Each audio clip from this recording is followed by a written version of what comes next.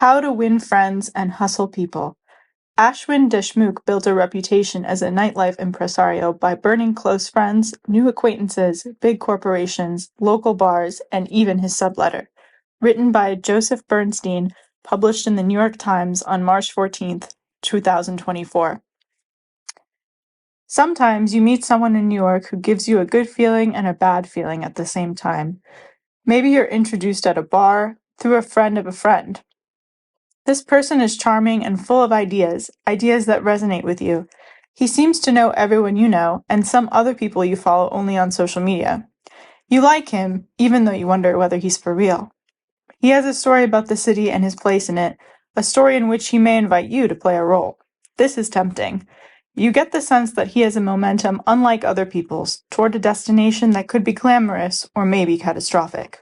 One such person is Ashwin Deshmukh, the 38-year-old managing partner of Superiority Burger, one of the most acclaimed restaurants in New York.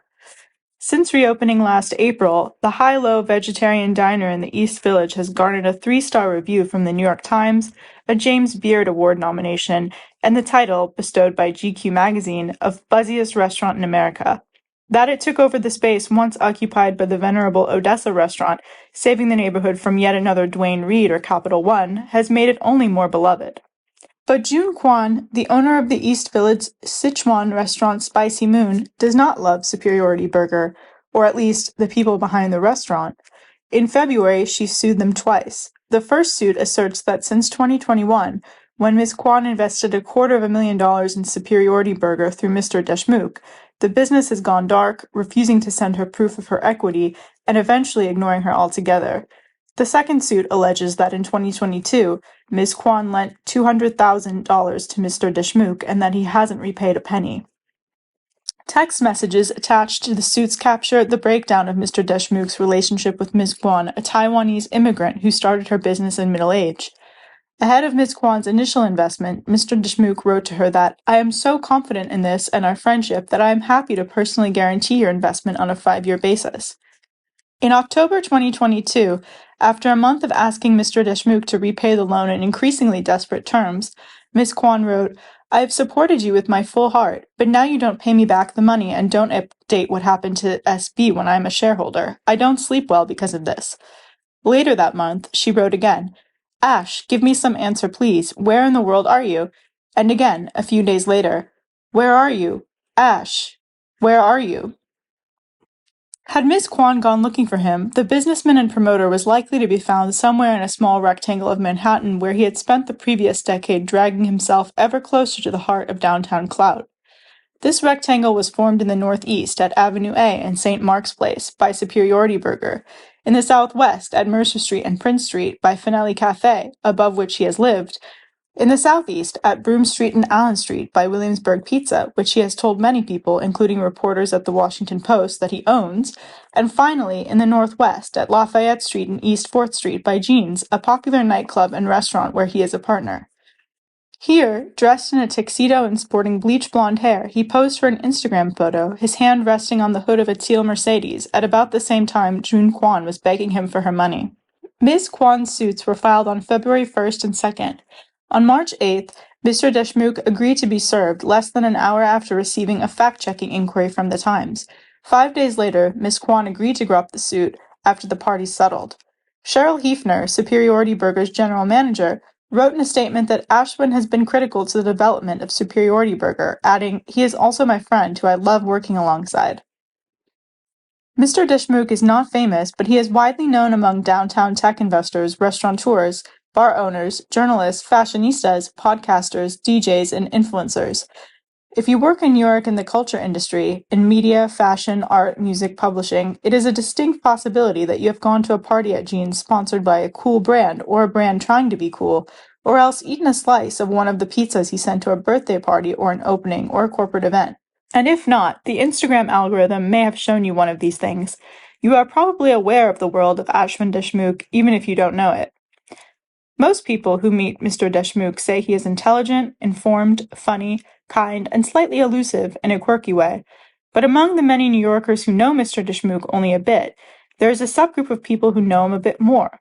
These people, who are numerous, embarrassed, and still finding one another, will say that Ashwin Deshmukh is a thief. In response to a detailed list of questions, Mr. Deshmukh responded with an email through a representative at Jeans disputing many aspects of this story without providing further detail. Then Carlos Taipin met Mr. Deshmukh in 2012 through a mutual friend. Mr. Taipin is a real estate broker and political player who co-founded Open New York, a prominent pro-housing group, but at the time he was an unproven heir to a steel-turned real estate fortune, eager to make a name for himself. His first impression of Mr. Deshmukh, he said, was that he seemed like a smart and knowledgeable guy. As the men became friends over occasional drinks and more frequent texts, Mr. Taipin came to appreciate Mr. Deshmukh's well-articulated ideas about trends in technology and investing. True, Mr. Deshmukh said he ran a hedge fund on behalf of high-net-worth individuals from outside the United States, which Mr. Taipin found hard to square with Mr. Deshmukh's slovenly dress, casual manner, and the fact that he wouldn't let anyone see his apartment. But everyone in New York has a story, Mr. Taipin reasoned. Besides, Mr. Deshmukh was quoted in a 2010 piece in the New York Observer as working for a hedge fund. In 2014, Mr. Taipin said, Mr. Deshmukh approached him with an opportunity to buy a stake in a promising software startup through a specialized business he had created to bundle small investments. Mr. Taipin said he had sent $5,000 to Mr. Deshmukh and then forgotten about it. For him, $5,000 wasn't much money, which was maybe why he didn't do more due diligence on Mr. Deshmukh. In 2016, Mr. Taipin got a Google alert that the software company had been bought. He called Mr. Deshmukh to celebrate, but according to Mr. Taipin, Mr. Deshmukh didn't call or text him back and didn't respond to his emails. Only then did Mr. Taipin search for the LLC he had wired the money to and found that it had never been registered in New York. He then tried to look for the hedge fund Mr. Deshmukh said he worked for, but couldn't find any evidence it existed. Mr. Taipin's first reaction to losing the money was shame. He was a rich guy who had gotten taken for a ride by a charismatic hustler, a New York cliché. Later, he said, he resigned himself to the fact that if Mr. Deshmukh was that hard up he would steal from a friend, he must be in dire straits. Mr. Taipin decided to move on. But he kept hearing stories about other people who had been tricked in the exact same way. There was Rich Abreu, who said he had invested $12,500 in 2 businesses through Mr. Deshmukh. He, too, had stopped hearing from him. There was Kenny Chen, who in 2014 had given Mr. Deshmukh more than $100,000 to invest in the media startup OnRamp. The company's then chief executive, Harry Poloner, told The Times he had to break the news to Mr. Chen that Mr. Deshmukh had never invested any money. And there was Jonathan Kuhl, who said he gave Mr. Deshmukh $10,000 to invest in a luxury subscription box business, after which Mr. Deshmukh stopped responding to him. Not all these men were sophisticated tech investors. Mr. Abreu, for example, owned a midtown streetwear showroom, nor were they all in a position to wave away thousands of dollars. Mr. Kuhl had just bought a house and didn't have much cash on hand. Mr. Kuhl also felt personally wounded. He had thought Mr. Deshmukh was slightly odd. He told Mr. Kuhl that he worked on behalf of a family office in Paris, but he sometimes smelled like he hadn't showered in days. But they had become tight and had made plans to make further investments together. The scary thing is that all the while, I considered you to be a close friend and confidant whom we shared deep and personal stories with regarding our personal lives, Mr. Kuhl wrote in an email that he shared with The Times. In 2017, Mr. Chen sued Mr. Deshmukh, but Mr. Deshmukh didn't respond to demand letters. Eventually, a process server tracked down Mr. Deshmukh in the Williamsburg Pizza on Broome Street, where she handed him the complaint and snapped his photograph. According to Mr. Chen's lawyer, Arthur Soong, Mr. Chen dropped the suit after he reached a settlement with Mr. Deshmukh. Mr. Kuhl filed a suit too, but dropped it after Mr. Deshmukh's father agreed to pay him $11,500. In an email that Mr. Kuhl shared with The Times, Mr. Deshmukh's father writes, Ashwin has asked me to give you the money he owes you. I appreciate you reaching out to settle the matter. On the other hand, you probably can understand my reluctance and difficulty in paying off his obligation. His father did not respond to requests for comment about his son's legal troubles. And Mr. Taipin, who had gotten over his shame in the face of what he felt was a white-collar crime spree, joined Mr. Abreu in suing Mr. Deshmukh in New York Civil Court in 2018.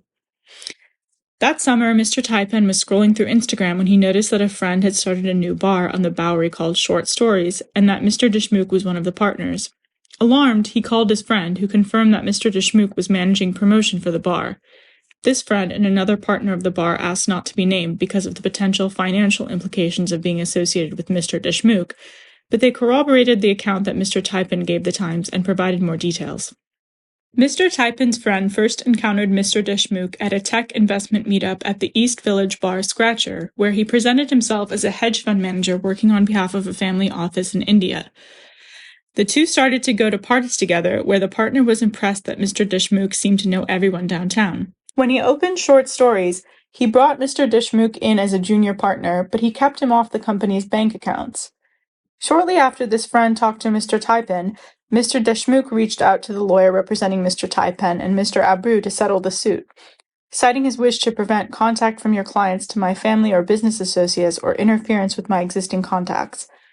The parties signed a settlement in August 2018 for $17,500. But Mr. Deshmukh never paid, and the court ruled in January 2019 that he had defaulted. By this point, the pair thought the settlement with Mr. Chen had left Mr. Deshmukh broke. They dropped it. Then a few years later, Mr. Taipin was at a party on the Lower East Side when he overheard some people talking about a bar on the Bowery getting ripped off. He asked them if it was Short Stories, and they said yes. He called his friend, the partner at the bar, who said it was true and that Mr. Deshmukh was responsible. The partners told the Times that for several years Mr. Deshmukh had worked diligently as a promoter. He had gotten Diplo to come to the bar, and Kaya Gerber, and ASAP Rocky, along with a parade of the internet's semi-famous, all of whom he captured on social media. The bar was a success, they said, in part because of how well Mr. Deshmukh had marketed it. He built up trust. In 2021, they gave Mr. Deshmukh access to one of the company's bank accounts so he could handle business expenses. Shortly after, they checked on the account and discovered that more than $100,000 was missing. They tried to track down Mr. Deshmukh, who was suddenly hard to reach. Eventually, after threatening to contact his family, the partners confronted Mr. Deshmukh in person. They said that Mr. Deshmukh agreed to pay back some of the money, as well as give up his equity in the bar. When the partners informed Mr. Deshmukh they were taking away his Short Stories email account, he began to cry. Around the same time, Mr. Deshmukh listed himself as the co-owner of Short Stories on a city liquor license application for Superiority Burger. Meanwhile, the demise of another business relationship was playing out 10 blocks away at Williamsburg Pizza, whose pies Mr. Deshmukh often handed out at Short Stories. According to Aaron McCann, the chain's owner, Mr. Deshmukh invested a small amount of money in the Broome Street location of the six-shop chain in 2014 and offered to run the company's social media accounts. For years, Mr. Deshmukh spearheaded efforts to send pizzas to brands and micro-celebrities, encouraged influencers and prominent friends who bought the pizzas to tag the shop, and featured others on Williamsburg Pizza's Instagram page, all in an effort to make it the coolest pizza in the city. Here was Rupi Kaur, the Canadian poet, posing with a Williamsburg pizza, her name piped on top in creamy ricotta. There was the Vogue writer Zachary Weiss at Temple Bar, holding a pizza that read Aries Daddy. The DJ Michael Beebe celebrated a New York show with a pizza. Eva Chen, Instagram's director of fashion partnerships, celebrated her son's birthday with a pizza. The cult skincare maven and influencer Marta Mae Friedman posted a pizza, as did the viral street interviewer Isaac Hinden Miller and the beauty and baking influencer Dana Hassan. At Mr. Deshmukh's club, Jeans, the New York Times reporter Joe Coscarelli and the New Yorker writer Carrie Baton posed with one of the pizzas they bought for guests at their wedding party. In 2022, after New York Magazine heralded Williamsburg Pizza in its Reasons to Love New York issue, Mr. Deshmukh tweeted a knowing reference to how effective his efforts had been. Mr. McCann said he was thrilled with Mr. Deshmukh's work and the attention it brought to his business. But then something strange started to happen. The owner said he was approached repeatedly by people he didn't know who said they had invested in the shop through Mr. Deshmukh and hadn't received any money. When we learned the extent of Ashwin's dishonest practices, we terminated the relationship with him, Mr. McCann said. One confused investor was Brady Donnelly, who had gone to New York University with Mr. Deshmukh and founded a creative agency called Hungry in 2014. Soon after, Mr. Donnelly hired Mr. Deshmukh as a contractor to do business development. Mr. Deshmukh had pitched him in 2013 on an investment of several $1,000s in Williamsburg Pizza. "It's one of the great mysteries of my life," said Mr. Donnelly, of the fate of his money. "A couple of years passed, and I never got a single financial report, no money back. I'm not even sure if the paper I signed was real paperwork." Eventually, Mr. Donnelly confronted Mr. Deshmukh about the money, and Mr. Deshmukh showed up with a cashier's check and no explanation. But after Mr. Deshmukh stopped working for him, Mr. Donnelly said he learned that Mr. Deshmukh had been touting himself as a co-founder of Hungry to drum up business for himself, at which point Mr. Donnelly sent Mr. Deshmukh a cease and desist letter. One business Mr. Deshmukh attracted was Oatly, the cult oat milk brand, which contracted Mr. Deshmukh in 2019 to redesign its website. Without Mr. Donnelly's knowledge, he claimed in his pitch that Mr. Donnelly would lead the production and editorial strategy. That Mr. Deshmukh got in the room in the first place, with no real experience, was somewhat astounding. Oatly was already generating $200 million in revenue by 2019. He was there largely because he was friends with an Oatly employee who did not want to be named because she did not want to be publicly associated with possible fraud. But her story was confirmed by an Oatly spokesman, Brendan P. Lewis. According to the employee, she met Mr. Deshmukh in 2017 when she wandered into the Broome Street Pizzeria and the two began chatting. They became close friends and he was effusive in his praise for her. "I love you a lot," he wrote in a text message from early 2019 that she shared with the Times. "You have the energy and light that helps everyone around you. Your capacity to care and take care is astounding. I cannot wait to see how you impact the world in a way that everyone will know and talk about you. Your spirit cannot be replicated. You remain my favorite." In the summer of 2019, the Oatly employee told Mr. Deshmukh, whom she believed to be the co-founder of Hungry, about the website redesign and encouraged him to put himself forward. Mr. Deshmukh showed up at the Oatly office with an ambitious proposal that wowed the company's creative director. Oatly awarded Mr. Deshmukh the contract for $266,333 over a handful of established national agencies. In August, he traveled to Malmö, Sweden for a victory lap at the company's headquarters, where he met with Oatly's then chief executive, Tony Peterson. The good feelings didn't last. Mr. Deshmukh hired a few people for the project, including an old colleague from Hungary named Mark Lewis, who is unrelated to the Oatly spokesman. But Mr. Deshmukh went dark for days at a time, and Mr. Lewis began receiving emails from Oatly asking why they hadn't produced anything. He felt awkward. Mr. Deshmukh wasn't responding to the messages, and Mr. Lewis didn't know where he was. Not to mention, Mr. Deshmukh still hadn't fully compensated him for the trip to Malmö, which Mr. Lewis had paid for out of pocket. Everyone was very uncomfortable, Mr. Lewis said. Then, at a meeting with an increasingly concerned Oatly team later that fall, Mr. Deshmukh brought nothing to present except screenshots from his original months-old pitch. Concerned, Mr. Lewis said he tracked down some of the flashy names Mr. Deshmukh had told Oatly would be involved in the project and asked them if they had ever heard from him. None had. He remembered realizing two things. Mr. Deshmukh was cheating Oatly, and he had no loyalty to him. He told Oatly. According to Brendan P. Lewis, the Oatly spokesman, the company managed to claw back some of the money from Mr. Deshmukh and cancel his contract. But the Oatly employee who led Mr. Deshmukh into the company was devastated. How could he put her in such a terrible position? She said she made plans with him several times so she could confront him, but he kept canceling at the last minute. She had a feeling she would never see him again. But she did. Once.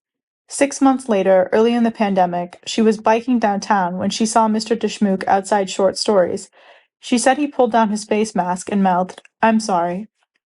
As the people who had given Mr. Deshmukh money found one another, largely thanks to Mr. Taipin, they marveled at the scope and interconnectedness of his hustles, as well as the sheer democratic quality of the deception. He played close friends and new acquaintances, the very rich and the middle class, large corporations and local bars. They were left with an enormous number of questions, but one above all, what kind of person would do all of this? Almost all of them described Mr. Deshmukh as intelligent, charismatic, capable, and hardworking. Surely this was a man who could have found success in any domain. Mr. Deshmukh, the son of a cardiologist, arrived at NYU in the fall of 2003 from Sayre, Pennsylvania, a 5,000-person town on the New York border. One of his first friends in college was Roberto A. Felipe, a New Yorker who had grown up working class in Corona, Queens. Mr. Felipe said that Mr. Deshmukh had confided in him about his hang-ups with his weight and how to meet women. In retrospect, Mr. Felipe wasn't sure if these confessions were genuine or part of Mr. Deshmukh's manipulation. He relies on sympathy from people by disclosing things, Mr. Felipe said. By the time Mr. Deshmukh was a senior, he had cultivated a campus mystique. In 2007, he was featured as part of a package in the NYU student newspaper on NYU's 14 most influential students. The writer introduces Mr. Deshmukh by stating, dramatically, that he had agreed to participate in the profile only at the last second. I've only heard a fraction of his history, but from what I've heard, it's fascinating. Unfortunately, a fraction is really all that Deshmukh offers to anyone, the article reads. Most of what I offer here is secondhand, but that's part of Deshmukh's appeal. Though charismatic and personable, he never tells you the whole story, and therein lies his success. The profile goes on to note that while he was an undergrad, Mr. Deshmukh had dabbled in New York real estate, steel industries, and trading, and that he had been hired by a hedge fund before graduation. Beneath the article's text, Mr. Deshmukh appears in a dark suit jacket, with his arms crossed over his chest. After college, Mr. Felipe and Mr. Deshmukh exchanged Facebook messages in which Mr. Felipe said Mr. Deshmukh told him that he was back and forth between Paris and New York managing a hedge fund. Later, Mr. Deshmukh told him that he had moved home to Pennsylvania to take care of some health issues, but he would drive into the city once in a while and crash at Mr. Felipe's apartment. Sometimes they talked about investment strategies, and Mr. Felipe started to introduce Mr. Deshmukh to his network. Mr. Taipin and Rich Abreu, the streetwear showroom owner with whom Mr. Felipe grew up in Corona. When Mr. Felipe brought Mr. Deshmukh to the West 39th Street showroom, Mr. Abreu sized up Mr. Deshmukh, who was eager to nerd out about Supreme, as a fanboy. He was kind of a poser type of guy, hedge fund but trying to dress streetwear, Mr. Abreu said. He didn't seem very authentic to me. Whether Mr. Deshmukh ever worked for a hedge fund is unclear. Mr. Deshmukh told people that he worked on behalf of a family office in, variously, Paris, Switzerland, and India, but he never offered specifics. People who knew him wondered whether he was too embarrassed to admit that he was living off a trust fund, not an uncommon phenomenon among young New Yorkers. But the fact that Mr. Deshmukh needed his father to pay off Mr. Cool suggests he may have not had any money of his own at all. From 2016 to 2018, Mr. Deshmukh sublet a room to an NYU student named Marie Nobumatsu Legasek in an East Village apartment he rented. Upon moving in, she was surprised by the condition of the apartment, where Mr. Deshmukh would sometimes sleep. There were French fries stuck to the floor, she remembered, and paper advertisements for strippers littered throughout the unit. The wireless internet went out for months at a time, and Mr. Deshmukh asked her not to use air conditioning in the summer, because, she remembered him saying, he was down to his last dime. One day a process server came to the door, but she had no idea where Mr. Deshmukh was. She was unsure where he stayed when he wasn't there. Ms. Nobumatsu Legasek obtained a court order this year to force Mr. Deshmukh to pay her $7,250 for a security deposit he never returned, a somewhat more prosaic New York scenario. I screwed you over, Mr. Deshmukh wrote in a text to her that she shared with the Times about the outstanding money. When Mr. Deshmukh was in the apartment, Ms. Nobumatsu Legasek said, he was often trying to figure out how to do viral brand collaborations with Williamsburg Pizza and short stories, or talking about his attempts to get attractive women to come to Williamsburg Pizza to take photos for Instagram. He spoke frequently about Caroline Calloway, the millennial influencer who became famous in the 2010s for lying extravagantly and then writing about it. In a text message, Miss Calloway confirmed that she was friendly with Mr. Deshmukh, whom she understood to have comped her 28th birthday party at Short Stories in 2018, a gesture she found kind and generous. He wants to be seen and be important in New York, Ms. Nobumatsu Legasek said, but I didn't know if he had any money. Mr. Taipin, who has spent a lot of time thinking about Mr. Deshmukh, believes Mr. Deshmukh is a chameleon, driven by insecurity, who has changed colors again and again in pursuit of status. At first he worked for a hedge fund, or at least he said he did. Then in the early 2010s, he became a venture capitalist. Then he became a creative director, the ultimate cool guy millennial pursuit, or tried to. And finally, as cultural energy in New York shifted back to the city's downtown, he reinvented himself as a nightlife impresario, a scene maker. Along the way, he has transformed his appearance from an eager, full-faced tech bro in a Supreme cap to an unsmiling club baron with downtown stubble, posing for Instagram in Isaiah, Stone Island, and Balenciaga. A popular theory among the aggrieved is that Mr. Deshmukh's manipulations are all leverage plays, similar to the efforts of Adam Sandler's character in Uncut Gems. Every dollar he takes goes towards his next move, with no safety net. The lawsuits by June Kwan have been settled, but Superiority Burger was also sued in January by its builder, Bellwood, for non-payment. Mr. Deshmukh is named as a defendant in this suit, which claims that he entered a $342,603 promissory note with the builder in November 2022 and failed to fulfill it. The suit asks for a mechanics lien foreclosure, which could, at least in theory, force a sale of the building whose storefront Superiority Burger rents. But for the time being, Mr. Deshmukh is somebody in New York. His co-partner in the club and restaurant Jeans is Max Chodorow, the son of Jeffrey Chodorow, the restaurateur. In an email response to a question about Mr. Deshmukh's legal troubles and history of misrepresenting himself to get money, Mr. Chodorow wrote, "His previous business projects prior to Jeans are a story many entrepreneurs trying to own and operate a business in NYC may be familiar with." He added, "Ash brings years of marketing talent, which balances out my unique history of operations in the restaurant industry."